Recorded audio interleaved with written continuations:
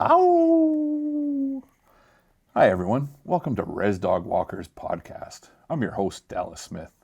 I'm here to talk about the benefits of First Nations, resource developers, and government working together in British Columbia and across Canada.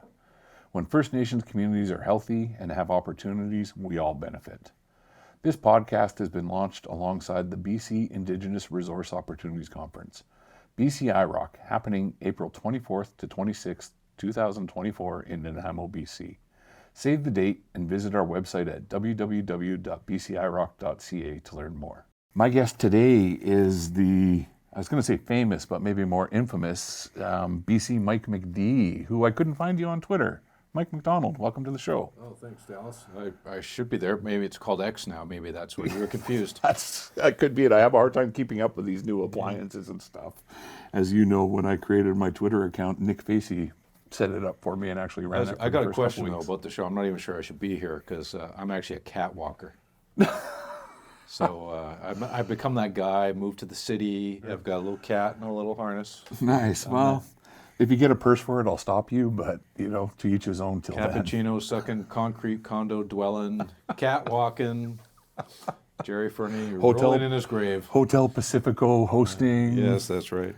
So is this the start of a crossover opportunity? Yeah, it's like I'm Happy Days and you're Laverne and Shirley. I'd rather be Lenny or Squiggy, but yeah, well, probably both. You're actually a little bit older for me than me, so that's a little bit of a. I'm really Fonz. Reaching back in my memory. You're the Fonz. Yeah, nice. That's right. So thanks for coming on. How are you doing? Oh, great. Happy to be here. Nice. As we were talking about just as you walked in the room, our Canucks are, trying not to blow it. I see they squeaked one out against Phoenix last night. Yeah. And looking forward to spending some time at Rogers Arena with you and Merv Child. And they're kind of backing their way into the playoffs, but we'll celebrate that they're actually in the playoffs. Hey, first time in a couple of years, hey? Yeah, don't want to get too cocky about it. Nice. So I was trying to think of this over the last couple of days since you agreed to be on the show, and I was like, where do we start?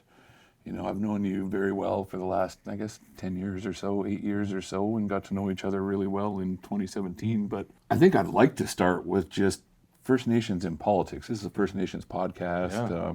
You followed some of the work that we do in other arenas, and I wanted to put together an opportunity to tell some of the nitty-gritty of some of the stories around what First Nations people are doing. But I know you're political savant's not quite the word I'm looking for, but I know you're well versed in the politics of British Columbia. I think political nerd might be. Well, I was trying to be nice, but you are a catwalker now, so yeah, I am, yeah. I guess if the shoe fits. But BC politics has been changing. I guess it always sort of has, but I've noticed over the last few election cycles, more and more Indigenous people have been at least running for nominations in some areas. What's been your view on that? I mean, I know when I first decided to run and got the nomination, you gave me Frank Calder's book. That's right. Yeah, so why don't we start with Frank? Frank? Gave it Dallas Ross too. I read it though. Yeah, Dallas is living the life. Yes, he won. So maybe I should have spent more time campaigning than reading. Yeah, you shouldn't have been in the library the whole time. But that 2017 campaign, there were 3 First Nations candidates elected to the legislature, and which is pretty incredible because it was Ellis, it was Melanie Mark, and it was Adam Olsen. Mm-hmm. 3 different parties too. What was incredible about that is that up until 2016, when Melanie had been elected in a by-election, there'd only been 2 First Nations MLAs in the history of British Columbia elected, which is pretty shocking. And,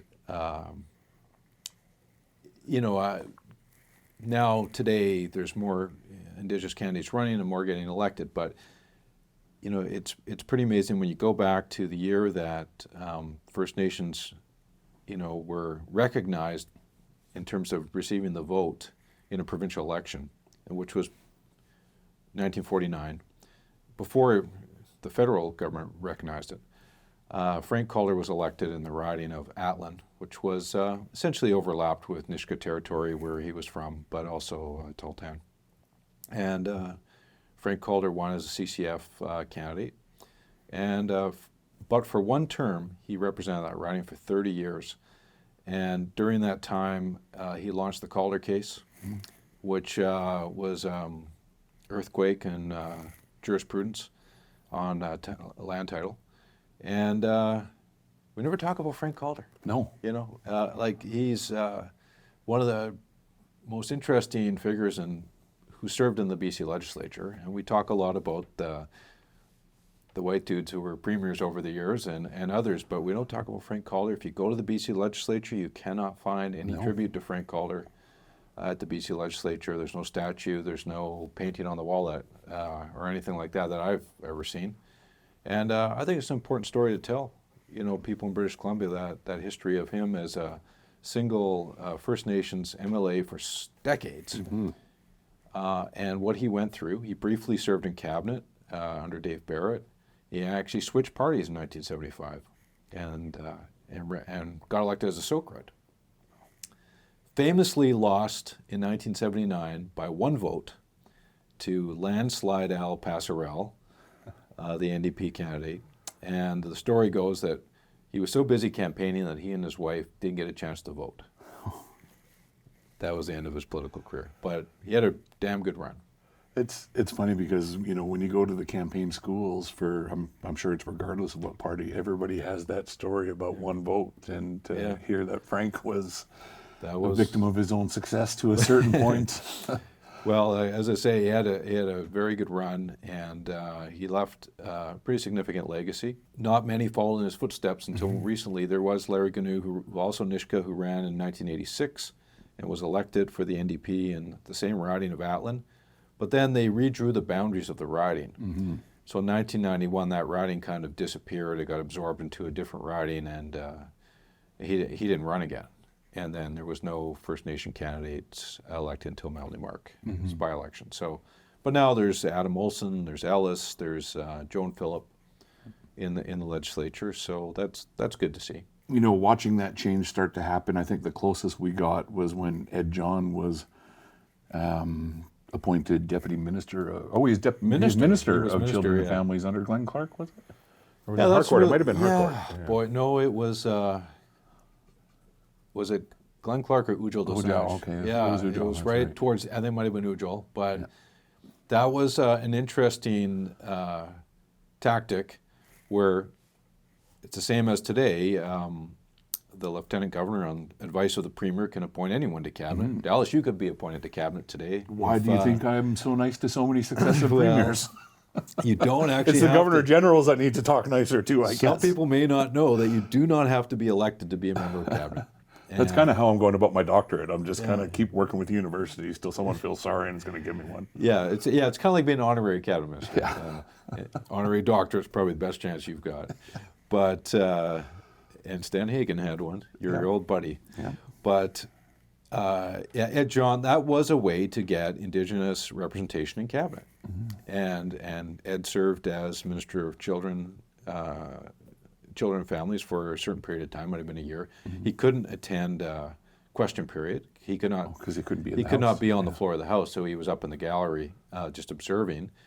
To draw a parallel to federal politics, senators have sometimes been in cabinet, even modern day, and they can't sit on the floor of the House of Commons either. So, but they would speak on the floor of the Senate. So in BC, it's very rare that happens. It's very rare when it happens in federal politics too. Brian Mulroney appointed Lucien Bouchard outside of cabinet for a brief time until he got a seat in the House. So it does happen. It's exceptional circumstances. It could happen today. I would add that in the BC legislature, a change they should consider. There is a tradition where those who have served in the House as MLAs can sit on the floor while the legislature is sitting. They can't speak, but they can sit on the floor. And I think it's worthy of consideration that, say, chiefs should be able to go attend the legislature and sit on the floor and be able to mingle and talk to the representatives in that setting if they so choose.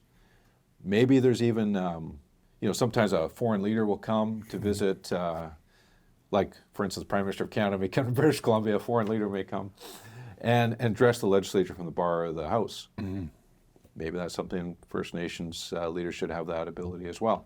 on a more regular basis. That would be interesting. I mean, I know I've been invited two different times through the Great Bear Rainforest sagas to sit on the floor during the introduction of the Conservancy Act, Right. the legislation that brought the tables together. And that was where the bug really hit me about, Yeah. I could be pretty comfortable in this room. Well, I think that's an important message that people in First Nations office should feel comfortable in that room, and it should be made to. I mean, obviously, the history going back to the 1800s, we all don't need to recite it here, but there's a lot of historical baggage to get over. So being more inclusive, I think, one of it's getting more First Nations people elected, but also it's like, well, there's other ways we can deal with that as well.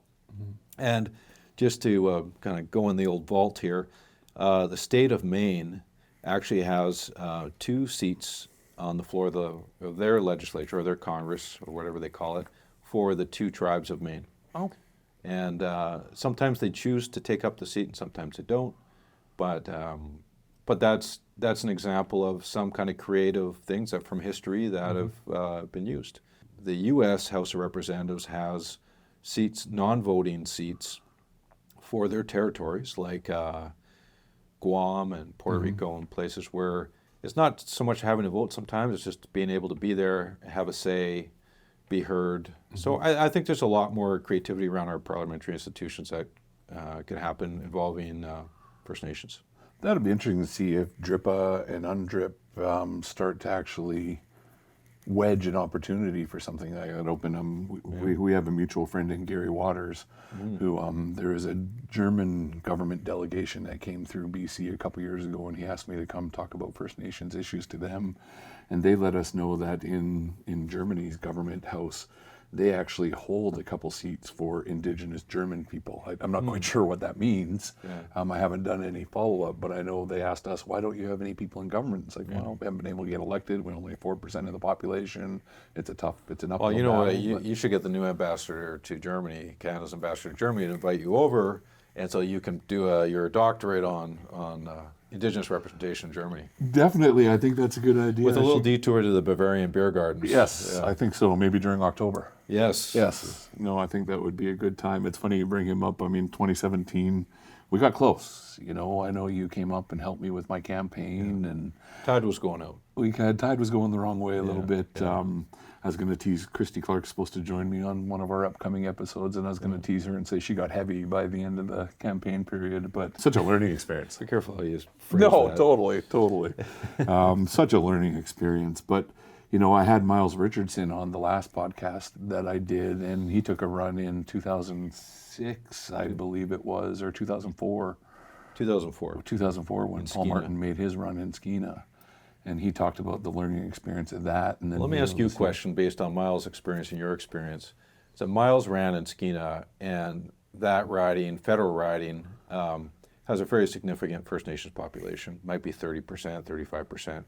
But Miles lost on in a lot of First Nation communities who were still very tied to the NDP. And you lost in places like Alert Bay and other places. So what was it like for you to be a First Nations person campaigning in First Nation communities? What were your expectations, and how did it work out for you? It almost changed weekly, to be honest with you. I mean, I didn't expect the First Nations communities to be a given, but I thought I would have done a little bit better in some of them, just because my mom has 22 brothers and sisters, blood brothers and sisters. My dad had 13 brothers and sisters. So just by cousins alone, I should have got 800-900 more votes that I didn't get. And as you know, when we were building kind of the campaign strategy, we figured if I got 10,000-11,000 votes out of Campbell River, we should have been okay, because we thought the First Nations communities would have kind of closed some of that gap. But it was a challenge. I mean, my dad used to door knock for the NDP. My mom was part of the BC Teachers Federation executive. And so when I came home that one day and just sort of said, hey, guess what I'm doing? It took a while to reverberate through the communities. But ironically, some of the cool learning experience from that side was lifelong NDB supporters like Chief Bill Kramer, who just passed away recently, was at my right-hand side every step of the way. Yeah. If you look at any of the pictures from any of my campaign events, there'd be myself, Christy Clark, and Bill Kramer, and Curtis Wilson kind of standing there. And so I think one of the cool experiences, while I wish I did better in First Nations communities, I didn't campaign properly in them. I think that's one. If I had a do-over, I would probably strategize my campaign a little bit differently. Nick Facey and I just kind of took on the world together. As you know, him and I were supposed to go through a nomination battle, and we didn't. And he became my campaign manager, and we were both kind of learning as we went, and we both dreaded the call from either you or Laura Miller or the Premier herself sort of saying, what were you guys doing? So we stayed within the lines. And I think if I had a chance to do it again, I'd probably color outside the lines a little bit more. Yeah, I mean, like in that campaign, and this is the thing for any local candidate, you need air support, right? You need the B-52s up there giving you cover, and if you're not getting that, if the trend's going the other way, there's really nothing you can do. I don't think there was anything you could do to win that campaign, given the way the provincial landscape was in that particular. I mean, it was a close election, Especially but it was that just riding. on the island Horgan was an island guy, and they were just pulling a little bit more away from BC Liberals in that election. So, Claire Trevina didn't beat me. The NDP machine beat me. you can beat yourself up about a lot of things, Dallas. Yeah. And I can give you a list. Yep. But Please. that's one where Alphabetized or maybe chronological. I don't think you could have won that one, honestly, given the way it went. You know, it stung for a while because, I'm a sports guy and, I got asked to join a team. Miles on his episode talked about how he got courted by each of the parties, and I had a similar, I had people from each of the parties sort of, we hear you're thinking of running, are you interested? And, Christy and I built this relationship where we just decided to try something. She said, you keep telling me what's wrong with my government, come fix it. Yeah.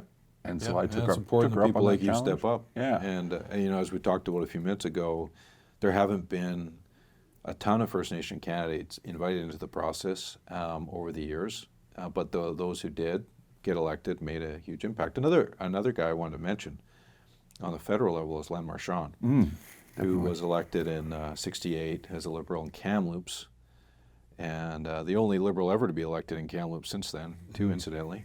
But he served for 11 years, and he was a cabinet minister. He was the first Minister of Environment in Canada. Then he became a senator afterwards. But and I recommend his book, Breaking Trail, it's called. Len was an important figure, not just in the First Nations. He was also an important figure in Kamloops by virtue of being re-elected twice. But his son now is the Chief Justice of British Columbia, That's right. Len Marchand Jr. That's right. And what a great legacy, right? And so there's echoes from his time in politics are there today. I mean, I'm sure he was a huge role model for his son. And so that's you see that, you think that's pretty neat. It's neat seeing the different people realize that they should take the try, they should take the attempt and try to mobilize and see what they can do. 2017 was a little bit bittersweet at the end. Every time I'm stuck in the Massey Tunnel, I'm like, if I could have just got 2,000 more votes, I'd be on a bridge and I would have been to Vancouver 20 minutes faster. And I felt I let the team down a little bit. And so it took a while for me to get over that. But the cool thing about running was you realize that there's so many different opportunities to make a difference for your communities. And, while I was new to the Liberal Party per se, I had a friendship with Stan Hagen and got to know Gordon Campbell a little bit and George Abbott and some other people. I wasn't really a big party guy, and I was really, focusing on the North Island as a region where I probably should have got more into the party side of some of those things to just get more of that existing support that would have been out there. Because as you know, federally, I mean, the North Island either goes orange or blue. Yeah. And I don't think I tapped into enough of the blue who might have been concerned about my identity as opposed to the policies I was trying to direct and drive. And in hindsight, I would have done a little bit more reach out at that level. But it's funny. It's some people who run for office and spend years preparing for it and run several times, they're never successful, and it's luck. And some people just throw their name on a ballot and poof, they're elected. And that is the way it goes sometimes. This coming election in BC later this year, in October, we think. The Conservatives and BC United and NDP are busy putting their candidates forward right now. Mm-hmm. I was very interested to see that the Conservatives have nominated Stephen Point's daughter in Chilliwack, who is definitely not your cookie-cutter Conservative type. I read up on her background, and she's been a filmmaker, active in transgender rights. Mm-hmm. And that's not what you expect out of the BC Conservatives these days, but they're kind of making a virtue of being open and good for them, Mm-hmm. right? And good for her for stepping up for running. But so sometimes people you completely don't expect to show up in certain places running for office. Who knows? Maybe she'll get elected, right? Hope so, and I think that's one of the things I learned. I mean, as I talked to Bob Chamberlain when he went federally, talked to me about my experience and talked to him about his couple experience. I guess he ran a couple times because of the by-election there and whatnot. But we just realized that if any party is going to help make progress towards reconciliation and all those other things that we like to wax on poetically about, they need Indigenous members giving them advice on that. Yeah. And that's something that I'm really proud to see, is that of all the parties, they're all welcoming Indigenous people a little bit more honestly. When you talked about Stan Hagen, I talked, as you know, he was a mentor of mine. He was kind of the first, real important person, an elected person who kind of saw some opportunity in me and shined me up a little bit and kind of showed me some of the ropes. And when he died, I was fortunate enough, just because of my relationship with the Hagen family, I gave a speech at Stan's funeral. And I remember. Gordon Campbell came to me, I believe, at the first BCNRF in Vancouver and asked me if I'd run in his spot.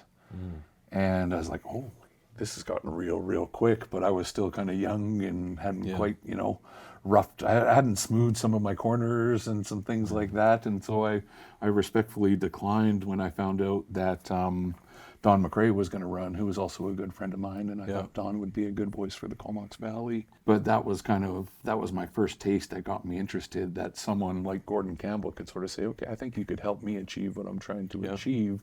And that got me started thinking about what I could achieve for First Nations people. And that's something that I won't say I led too hard with that in 2017, because I knocked a lot of doors. I probably knocked 6,000 doors. Yeah. That was what some of the concerns were. People were like, we like the party, we want to see this, but your Indigenous agenda frightens us. Mm-hmm. And I think if I could do it again, I would find a way. Well, it's a different time now because everybody's concerned about the Indigenous agenda. Yeah, and I think more First Nation candidates are stepping up, and I'm thinking of Wade Grant, who seems to be stepping up. Don't know if he's officially announced. Maybe I'm announcing it right now. But, well, I think I announced it on his episode. Let's announce it. Wade Grant is officially announced. Yes. But Wade is interested, let's say, in running as a Liberal candidate in the federal riding of Vancouver Quadra, and that seat has been held continuously by the Liberals since 1984. Mm-hmm. So if Wade's successful winning the nomination, which will be contested, and there's some other good candidates running against him probably, but if he's successful, he's got a good chance of getting elected and being in Parliament. So, and there haven't been that many from BC who served in Parliament, like Len Marchand, Jody Wilson-Raybould, and I'm not sure who else. Yeah, I think that's it, really. Yeah. I think I'm missing one or two, but not a lot. But it's good to see that influence starting to grow, like you talked about with Miss Point. I'm sure she's going to have to face some skepticism. I know that's something I learned. People are like, why are you doing that? Yeah. Like, well, because they asked. Yeah. None of the other party leaders came to me. People from the Green Party, tried to see if I was interested. Yeah. They weren't sure if Claire Trevina was going to run again, so they kind of reached out. A couple people from the NDP in the area reached out to me, but Christie was the first one who actually came to me. Party politics, though, in some ways, it's probably easier than First Nation politics. Yes, because it's not your cousin or your aunt or your uncle, that sort of side of it. And the expectations are so different. The First Nations people who did support me supported me very hard, but, they didn't take up the cause, sort of say. Yeah. Like, I didn't have a lot of help in First Nations communities. Curtis Wilson just ran himself ragged, trying to do everything he could to help in Indigenous communities, but we needed to find a better way. And I think times are different now. I think, part of the learning curve was the fact that I tried something that other people didn't think I should and held my own. Fundraising I did just as well as many other people. I know I had to get a loan from one of the other candidates when we first started, but then the fundraising really got easier. And that was something that was kind of left me a little bit awestruck, was people I didn't know were giving me $500, $800, or $20 to try help achieve a goal that I was trying to achieve. And that was an interesting side of things that I hadn't thought about going into. That's how the system works, Yeah. Well, like on a First Nation election, like I've noticed, some of them I keep an eye on when we have clients operating in certain territories. I always like to know what's happening. And like Whitsett up north, they'll have like 15 people running for chief, and they'll have like 50 people running for council. Squamish Nation has loads of candidates. They'll have like 50 candidates running for council, and I don't think that's unique. I think it's a lot of places. There's a lot of people running. So democracy seems alive and well in a lot of First Nation governments. Like, what do you attribute that to? I think the interest of seeing that they're almost parallels. I mean, obviously the size and the proportions a little bit different, but the fact that there's an accountability factor that needs to be there. It's not completely gone, but the romanticism of thinking that, all politicians lead this plush life is sort of not as worrisome as it used to be. I guess the one piece I can't believe I forgot federally. My mother-in-law, Lydia Whitsom, ran for the Greens. Right. That was pretty interesting because that's at the same time I had just run for the BC Liberals and she was running for the Greens. A couple of our Thanksgiving dinners were pretty interesting in the debate and dialogue that was going on at our dinner table. But again, it was just important to see party leaders reaching out to qualified Indigenous people. I think that's one of the other things that Indigenous young people need to see, and I think Wade Grant will be a shining example of that. To someone who's qualified not only in an Indigenous community, but in non-Indigenous communities as well. And I think that barrier, that silo is starting to get broken down a little What bit. impact do you think Premier Wabkanu will have on young Indigenous people that might think about politics? Huge, more so than any others. I mean, not only because he's been premier, but his background. I mean, he was a rapper. He was, he was an entertainer.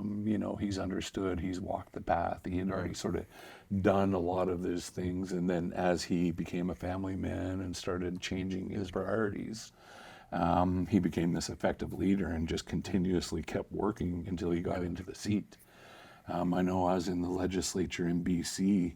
We were announcing a deal around the guardianship program, I think, with BIU and the Ministry of Advanced Education, or I can't remember what it's called now, but the ministry, not the regular Ministry of Education, but the other one.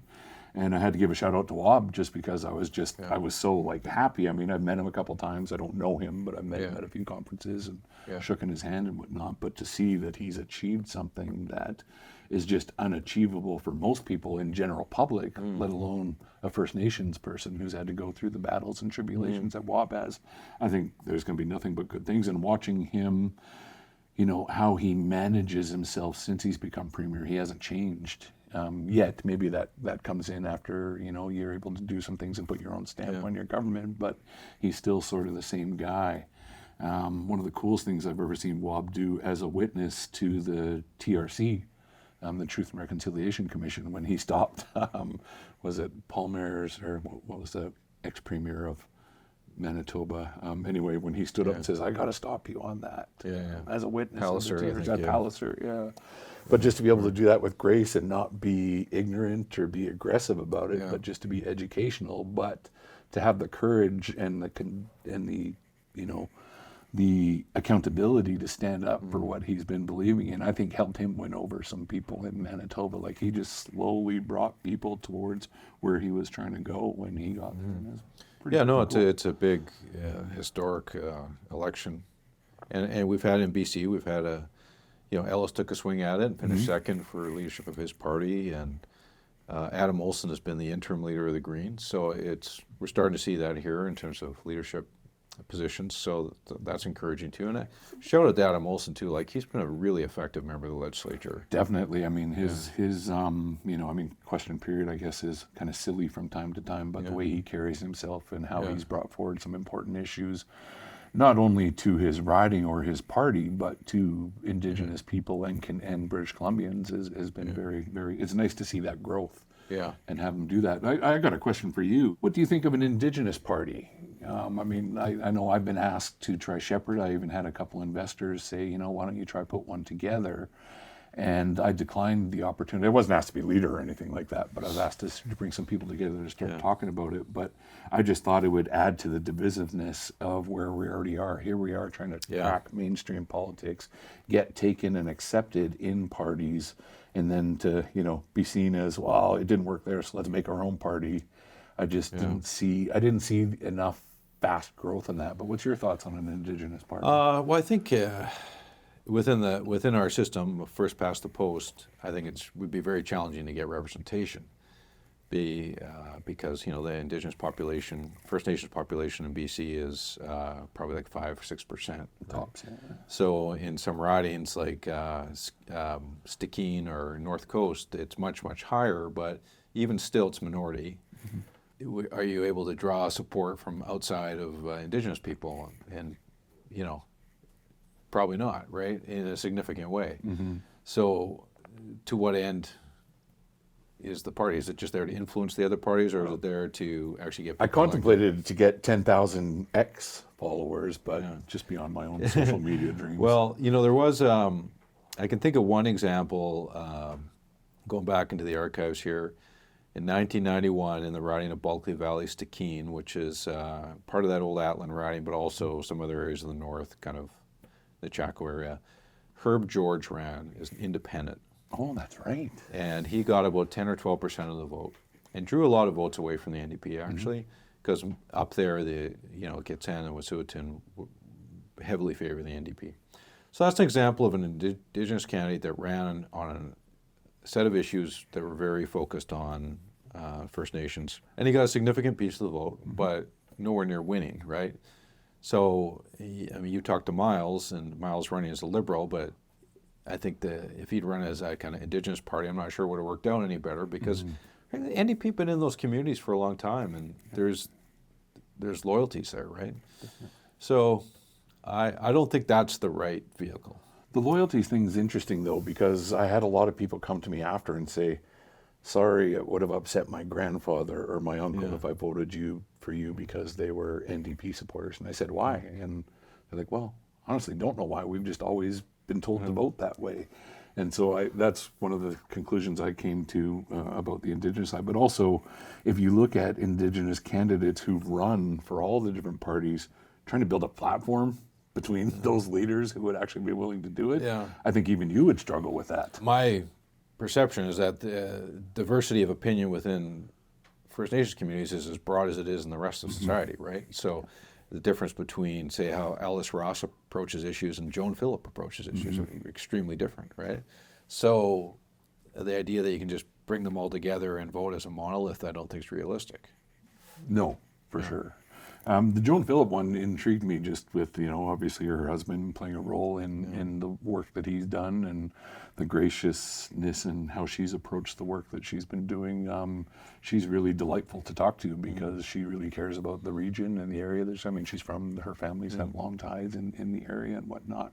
So to see her take that to a level, despite of some of the challenges that she has with her husband and his role with UBCIC and holding government accountable, has been interesting to watch. But the cool thing is we get to watch this. It isn't something we're guessing anymore. There's actually Indigenous people who are making a difference on I use air quotes, mainstream politics, and just seeing where it can go almost is open-ended right now. With someone like Wade, who is culturally grounded, he's university educated, he's already got the experience working at the legislature. Working in the legislature. He worked for Sean Atleo right up until Sean Atleo became national chief. So he's had a lot of the right people around him to help give him that context and experience. And so, well, what was the impact, in your opinion, on Jody Wilson-Raybould's kind of big blow up with Justin Trudeau, and then running as an independent and that? So, what did that have an impact on, in your opinion, on First Nations interest in serving in political parties and Parliament? A little bit. I won't say it hurt it, because it brought out some of the segment that likes that confrontational side, like, okay, you did that to her, are you going to do that to me sort of mentality. And so there's people who are preparing now for an election that's probably 2 cycles away, Yeah. who are starting to think about, okay, I'm going to do this and I'm going to do this and then I'm going to run in 2029 or whatever election that may be when I'm ready. And they're starting to build that base now and understand what it takes to do this, because Jody had the courage to not only do it, get in there, get drummed out, and then kind of go back again. You know, it's Well, she didn't back down, that's for sure. no, and that's Bit of her dad there. yeah. Well, that's the other interesting thing is a lot of the candidates who are running have had parents who are generational leaders. You know, my father played a role on the national scene a little bit in the mid '80s with Bill Wilson and Ed John and people like that. And so it's neat to talk to kind of the next generation, where it's, you know, whether even it's Corey Wilson, like on one day I wouldn't be surprised if Corey Wilson, you know, her kids finish university and, you know, she's decided that she doesn't want to be at BCIT anymore. I wouldn't be surprised if she puts her name on the ballot, because she's a force to be reckoned with. I mean, Jody's tough, Corey's a killer. Well, I'd keep my eye on Crystal Smith too. Definitely. Crystal, if you're listening, Yes. I will down tools to support you when you run some. Yes, definitely. Down tools. She can announce on Res Dogs like Wade Grant did. Yeah, or the Catwalker. Yes, show. or the Catwalker, Yeah. or Yeah. that other hotel that you're Yeah, involved that's right. in. The hotel show. So what else are you doing? I mean, you got your podcast. It's delightful. I think the people you have hosting it with you is a nice mix of different opinions. Are you enjoying that? We're trying to create a space for people to talk about issues and politics that our audience, which is basically the political nerds of British Columbia, who can't get enough of that kind of content, want to hear from. So we're trying to broaden, you know, hear from the lefties, hear from the conservatives, hear from everyone in the middle, hear from journalists, hear from business people, you name it. And people that just have an impact on the influences on the way BC's governed and ticks, right? So we've been grateful for the caliber of guests we've had so far, and unfortunately you haven't made the cut. No, not yet, but I'll keep working in the. I'm in the A. I'm skating every day. You need to get a few more powerful people to lobby for you. Yeah. But you know, it's fun. You know, like sitting here and talking to you is that's what we do, and it's great. It's great to have those conversations. It's great that people are prepared to listen to it. I'm having a lot more fun, and that's something that 2017, I don't think I would have been as comfortable trying to do other things if I didn't try in 2017. Yeah. You know, I did go back to Nunn-McCool's after, which I founded the organization. It's you know, it's something. It's like my 4th child. Yeah. You know, I still nurture it and love it and try to take care of it. But I know I have options now. The options that I had after the election from different mainstream companies, resource management companies, environmentalists. It was cool that, you know, I got some opportunity to become a credible leader as opposed to just a First Nations leader. Yeah. And that gave me the courage to go back to Nunn-McCool's and, you know, restructure my contract. Using sporting terms, I restructured my contract, and I'm doing a little To fit consulting. under the salary cap. Yes, to fit under the salary cap, so I can bring in some other people to help me achieve what I'm trying to achieve. You know, Murph Child, he's not cheap. He's people, like a fourth line grinder. Yeah, but he's one of those expensive fourth line gets in the grinders. corners. Yeah, he gets in the corners, but. You know, Nunn-McCool's has grown to a point where it doesn't run itself yet, but it's getting closer. And as you know, I'm dealing with some of the stuff that's challenging. I picked up a contract around aquaculture. Yeah. Because it's important. It's obviously controversial, and it's not making me lose many friends, but it's having some friends question why I'm doing it. Yeah. And that's kind of cool in itself, is the fact that people are willing to actually ask questions as opposed to just swallow the social media gossip about something. Well, I think Indigenous leadership on resources is so important now. I can't imagine what LNG without Ellis, right? Well, yeah. I can't imagine salmon farming without your advocacy and others that are involved, the nations that are involved, like Howzit and out on the west coast in Kitasoo up in the north. Yeah, Mochalat and all those guys. And Kitasoo in particular, yeah. And up north on natural gas, I can't imagine any natural gas development without Treaty 8 nations involved. I can't imagine pipelines happening without equity options. I can't imagine Cedar LNG proceeding without the Haisa. I can't imagine a facility being advanced without the Nisga'a. I can't imagine wood fiber ever happening without the Squamish Nation Totally, Ian Campbell doing the in the first early ever, days. yeah, Yep. first ever Gibby Jacobs. Indigenous-led environmental assessment. So, that's a pathway, right, for getting things done. It's funny, Miles and I were talking about this on the last episode, and I mean, we were on Campbell's staff when that whole thing started to change, and we actually started talking to senior bureaucrats about some of these issues. And the one thing that was great about Campbell was he understood the certainty, and that alone was enough for him to try turn the page on the new relationship, reconciliation and recognition. It was a bit of a, I won't, not necessarily a U-turn, but a change in direction for sure, where I was actually on his staff when the referendum was deployed in, I think, 2002. It was a vote on, basically, I mean, he had put it in the platform that there would be a vote on BC's approach to treaties, and it was condemned by many of the leaders of the day, First Nation leaders, as being a racist and divisive process. I was tasked behind the scenes of trying to figure this out, and we ended up with a ballot that was not one binary question, because what I wanted to avoid was yes, no. You know, instead we took the treaty principles, boiled down to I think 8, and then we asked people to affirm the principles, and it was a mail in ballot thing. And I remember being surprised at the time that like 800,000 people actually went through the process and did it, which to me, and it was affirmative, like the vote, each of the principles carried with, I don't know, 3/4 of the population supporting it. To me, that actually gave Gordon and Campbell and his government license to go do the new relationship stuff, because they'd everyone got heard. And then they went off and did it. Now, would you do that? Would you run that process again today? No, I don't think you'd run that process again today. I mean, sometimes you just got to lead and lead the people, right? As opposed to the other way around. But it kind of worked out. You know, it wasn't pretty, but it kind of worked out. Well, I mean, it was an interesting time because you know, NDP was on their third premier in 2.5 years, 3 years. And that was starting to play havoc on the ability to get any traction to start some of those discussions.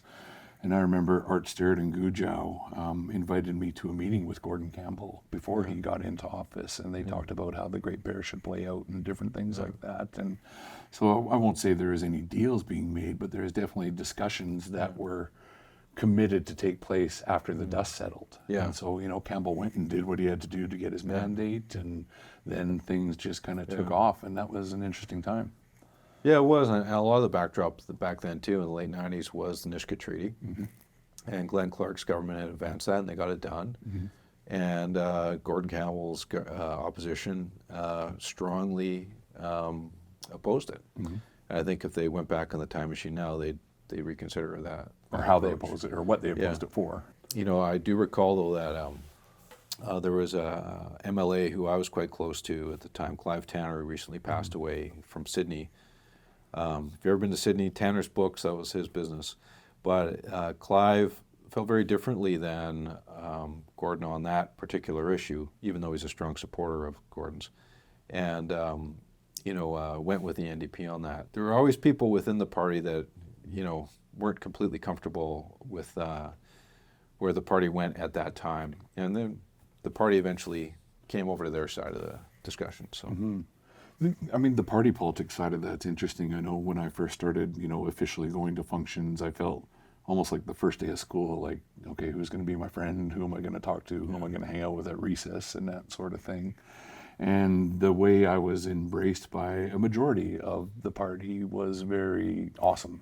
I mean, I still have a very close relationship with Bill Bennett to this day. You know, he called me the morning of the election, right after I talked to you, when I remember phoning you saying, okay, I'm not going to do this. How do I lose now? And you're like, okay, get yourself together and then go shake her hand and do all that sort of thing. And then Bill Bennett called me right after that. Just, you know, don't go drink your wine tonight. Wait a couple days, let it settle, and then you can go feel sorry for yourself after. But just some of those relationships over the years. Ironically, more from the right side of the big tent party was where I was most graciously accepted. I mean, I think of the relationship I developed with Rich Coleman, and he came up to help me campaign and do some things. And those are relationships that I'm happy that I continue to this day. It wasn't sort of a one and done from that.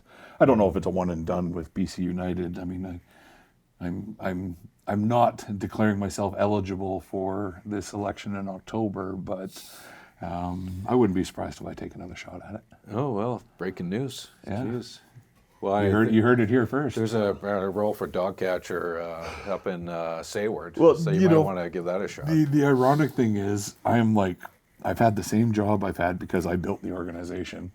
I am like 0-4 in every election I've ever been in. Yeah. I was on the board for Island Coast Economic Trust, and I ran for a couple different positions that I never got.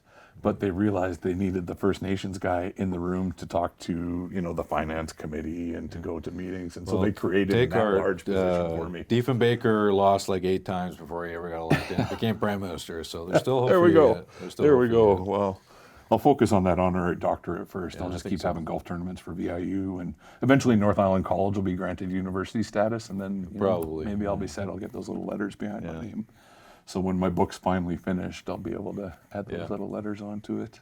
Polling, you talked about, the referendum and things like that. I've always had an interest in most of your Rose to Your blogs. The Just polling, most, not all. the polling side has become interesting to me, specifically as I've become, a bit of a consultant and doing some work in other fields, and how important polling is. Yeah. How are you seeing that change with regards to social media now? I mean, polling used to be very straightforward and standard, and now it's sort of taken a bit more of a subjective shift. Yeah, well, the big change is that no one answers the phone anymore, Yes. right? And no one has a landline. I talked to Numeris last night because I didn't want to deal with my kids for a couple minutes. I'm like, I got to take this call. And I did a poll on radio broadcasting. God bless you. But it's like, say 25 years ago, everyone's got a landline, everyone's home at night, there's watching TV, phone rings, they answer, there's no caller ID, you get sucked in, you do a survey, right? Easy. And then, and back then, by your prefix of your phone number, you knew where everyone lived, right? So like 465, that is like Pitt Meadows, Maple Ridge border. I was going to say, where is the Pitt Meadows one? Yeah, that is like 465. And My grandmother 722 lived in Poco, and it was 936 or Yeah, it 931. was I our think. 462, and then 722 was Cedar, and and it was so easy back then. But now, geez, everyone's got phone numbers all over the place, right? So now for phone surveys, and now you have to get people on mobile phones. There's still a little bit of landline left, but that's just for people that are older than me, frankly, and that's old. But so you have to get them by mobile phones, and that only works on like a province-wide basis or maybe Metro Vancouver-wide basis. But you can't, if you want to do a survey in like one particular place, like North Vancouver, it's almost impossible to do it by phone. So that leads you to online, and with online, there are sample providers. There's people that have opted in to do surveys, and then there's a big database of hundreds of thousands of people in Canada. And if I want to do a survey, I have to grab some of that sample and I send them out a survey by email link. And there's a community of people that will do that. And it's pretty close to the mainstream. But what it is not, though, it is not particularly good at diversity. And it's also biased against people that don't like to do surveys like that, that are not good readers or English second language and things like that. So that has its flaws too. So it's becoming more complicated to do surveys, but they're still important because we need to know, not just for politics, but for business, for consumer trends, whatever. We still need to know what people think. Maybe we're going to go back to the 40s where people went door to door to do surveys. And that's how it started, right? The main thing is finding a representative sample of people. And bring it back to First Nations, it's like, how do you do a First Nation survey? Well, probably have to figure out how to do it on Facebook, figure out how to, pull from sample based on where those communities are. It can be done, it's just expensive. We're starting to see some of that now, actually. I guess it's just because once you go, you become interested. Like I started paying attention to civil community politics on regional Yeah. municipal politics, but then watching the change in Indigenous elections and whatnot has been interesting to watch, because you got some people who campaign really hard and, you know, they don't go with leaflets anymore, they go with Facebook ads, but the walking video, a lot of people are doing that now. And I think the first one I saw do it was Gabe Garfinkel when he ran in 2017, and Nick made me do it. And you know me, I'm a walking disaster when it comes. So I'm trying to walk down this pier in Campbell River, and the media guys follow me, and that's just on my roll saying what I need to say, and I'd trip. Okay, Gabe will be happy to know that his campaign was remembered for one thing. Yeah. But I think on what you're referring to there, and you see Polyev doing it, is that people are searching for ways to deliver a message in an authentic way, in a way that's personal and effective. So the slickly produced TV commercial of yesterday doesn't land the same way it does today. So what's that? I mean, there's stuff going on TikTok that I have no idea what's happening, you know, but it's moving the dial with people, right? I think the election that is scheduled for October 19th of 2024, my birthday, ironically. What was that, right?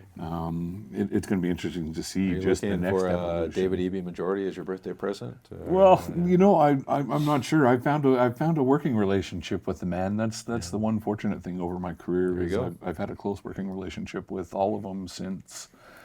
I guess Ujjaw was the first one that I had an actual relationship with. Dan Miller was one of my favorite, just because, you know, he'd sit in his office, he'd smoke, and, you know, you could go for a beer after and have a chat. You know, Gordon Campbell, as he was getting close to his end, you know, he would ask me my advice on some things every once in a while. And then obviously I had the great relationship with Christie.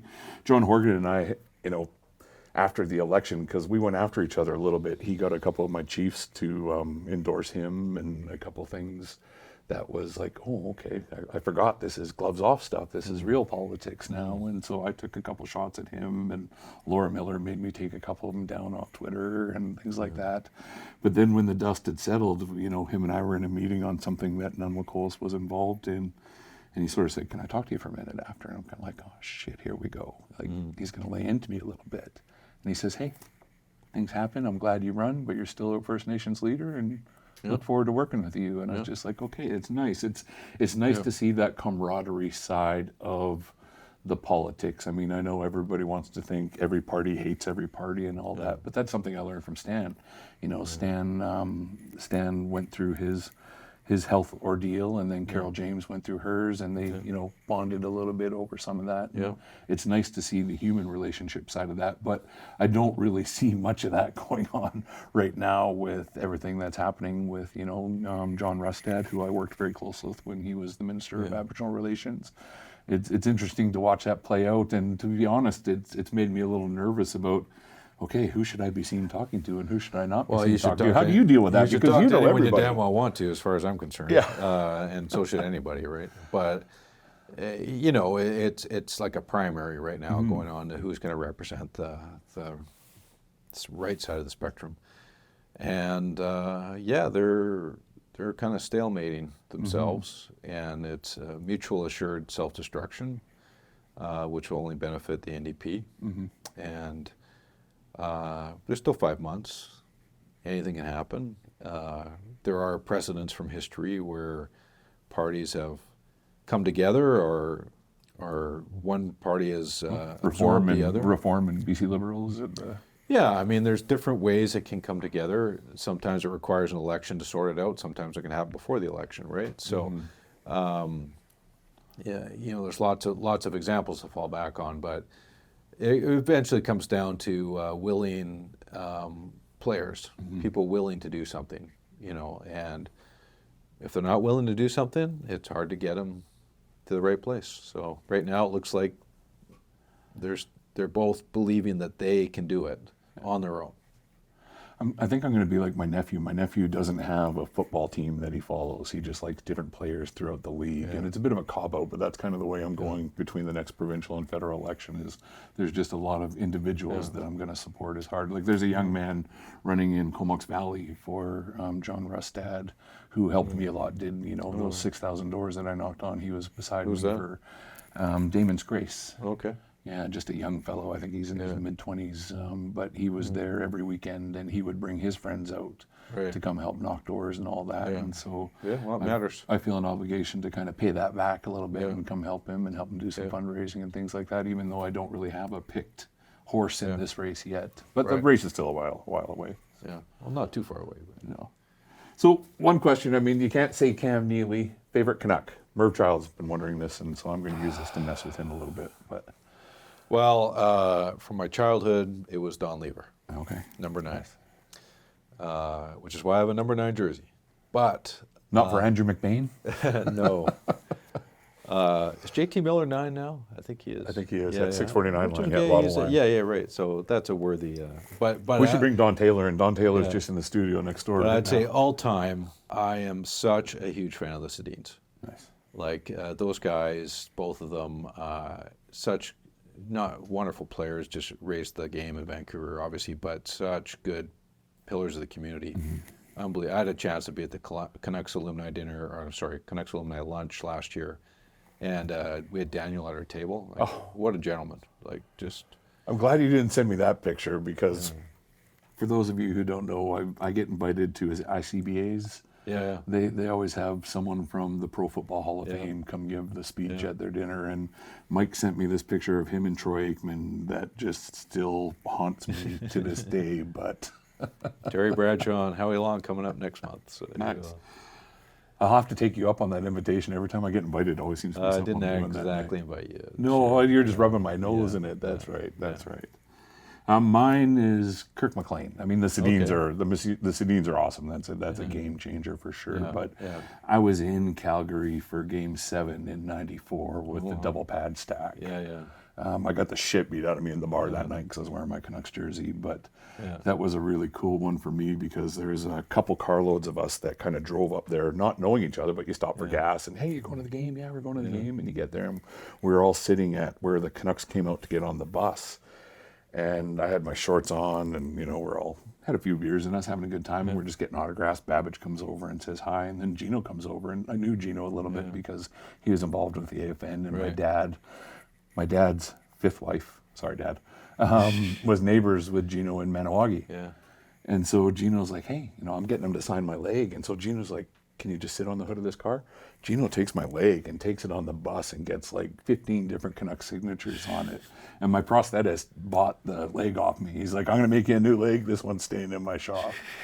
But Kirk McLean was the last one who brought it out to me. And so it just cemented with Kirk, like just to be able to shake his hand after that save. And if you're going to have a Canuck, bring your leg to you. Bring your leg to you. Not many people have that story. I should have campaigned on that. Maybe I would have gotten a little bit further, in that Qualicum area. Well, I mean, I hope we get to do this again. Maybe I'll go join your cat hotel. I'll bring the cat. I'll bring Mr. Snickers to the studio. Bring your cat, and maybe I can come join you and your fellows on Hotel Pacifico. Yes, we will. We will book a room for you at some point. But look forward to having you back, maybe closer to election time, and we can finish this off. Sounds good. All right, thanks for coming, buddy. pal.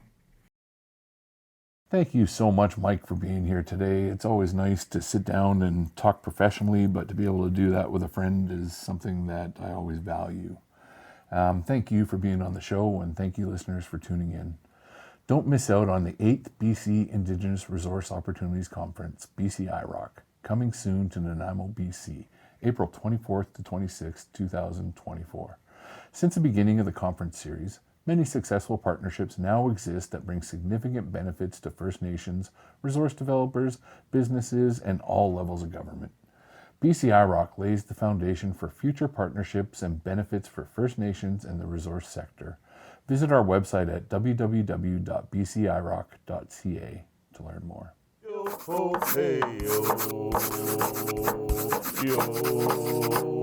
yo ho hey yo, yo ho hey yo, hey hey hey yo, yo.